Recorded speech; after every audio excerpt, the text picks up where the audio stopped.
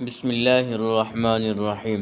آج آپ اس قریب میں سنیں گے کہ جنات کیا کھاتے ہیں۔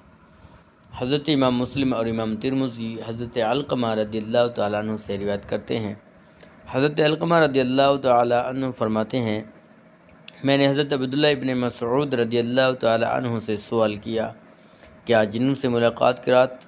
میں آپ میں سے کوئی نبی پاک صلی اللہ علیہ وسلم کے ساتھ تھا؟ حضرت عبداللہ ابن مسعود رضی اللہ تعالیٰ عنہ نے فرمایا، ہم میں سے کوئی حضور صلی اللہ علیہ وسلم کے ساتھ نہ تھا، البتہ ہم نے ایک رات مکہ میں حضور صلی اللہ علیہ وسلم کو گم پایا، تو ہم نے کہا معلوم ہوتا ہے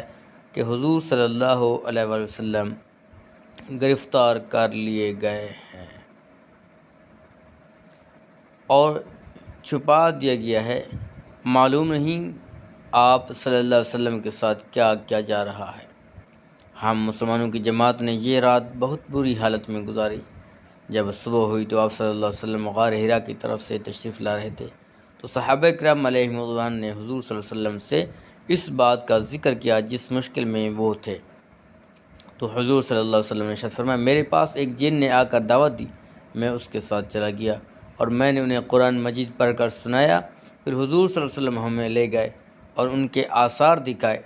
اور ان کی آگ کے آثار دکھائے۔ جنات نے حضور صلی اللہ علیہ وسلم سے زیادہ سفر مانگا، اس لیے کہ وہ کسی جزیرہ میں رہنے والے جنوں میں سے تھے، تو حضور صلی اللہ علیہ وسلم نے ارشاد فرمایا، ہر وہ ہڈی تمہاری غذا ہے جس پر اللہ تعالیٰ کا نام لیا گیا ہو، یعنی حلال ذبیحہ کی ہڈی تم لوگوں کی غذا ہے۔ اور ترمذی شریف کی حدیث کے الفاظ یہ ہیں، جنات کی غذا وہ ہڈیاں ہیں جن پر اللہ رب العزت کا نام نہ لیا گیا ہو، اور وہ تمہارے ہاتھ آ جائے، یا جس ہڈی میں گوشت لگا ہوا ہو،